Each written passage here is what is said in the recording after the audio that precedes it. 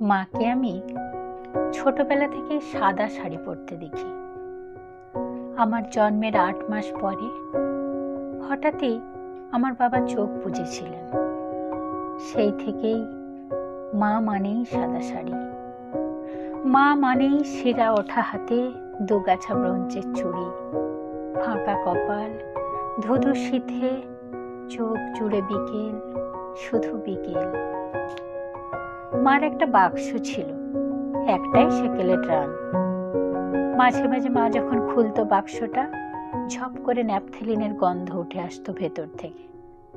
আমি জোর করে এটা সেটা নাড়াচাড়া করে দেখতাম। কি সুন্দর একটা সিঁদুরের কৌটো। মা বলতো, খুকি, তোর বিয়ের সময় তোকে দেব এটা। কি সুন্দর ঝলমলে একটা বেনারসি।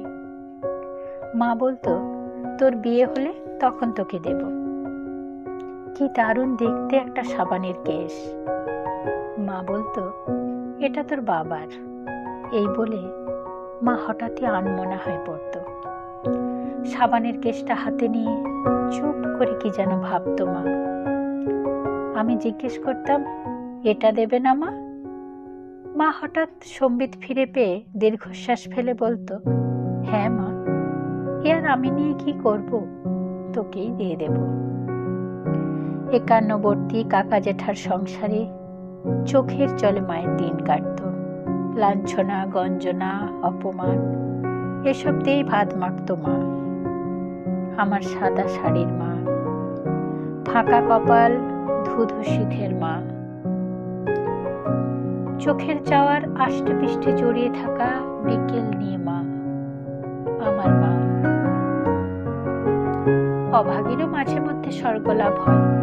আমারও বিয়ে হলো, ভালো ঘর, ভালো বর। মামারা এসে দাঁড়িয়েছিল। কাকা জ্যাঠারা যে যার আলাদা বাড়ি করে দূরে চলে গিয়েছিল অনেক আগেই। বিয়ের সময় সেলাই করে সংসার চালানো আমার মা আমায় ট্রাঙ্কের সব কিছুই দিয়ে দিয়েছিল, শুধু ওই সাবানদানিটি ছাড়া। আমিও চাইনি। একলা ঘরের ছোট্ট তাকে চোখের সামনে রেখে দিয়েছিল মা সাবানের সেই সুন্দর কেশটা। পাশেই মা ঠাকুরের আসন।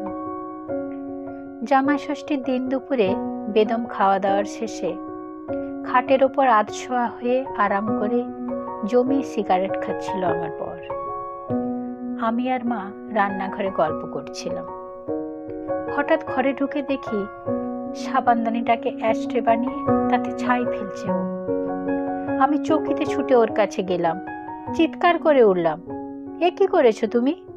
ও অবাক হয়ে তাকিয়ে রইল আমার দিকে। মা ঘরে ঢুকে বলল, কি হয়েছে, এমন চিৎকার করছিস কেন? তারপর দেখলো পুরো দৃশ্যটা। আমার সাদা শাড়ির মা, আমার ফাঁকা কপাল, ধুধু শীতের মা, দু চোখ জোড়া হুহু বিকেল নিয়ে মা। ভালো করে দেখলো অনেকক্ষণ ধরে। তারপর বলল, ও মা, এতে এত বকাবকির কি আছে? যা, ওরকম করতে নেই। সাবানদানিটা এবার তুই নিয়ে যাস খুকি, ওটা তো তোকে দেবার কথাই ছিল। যা, চায়ের জলটা বসা।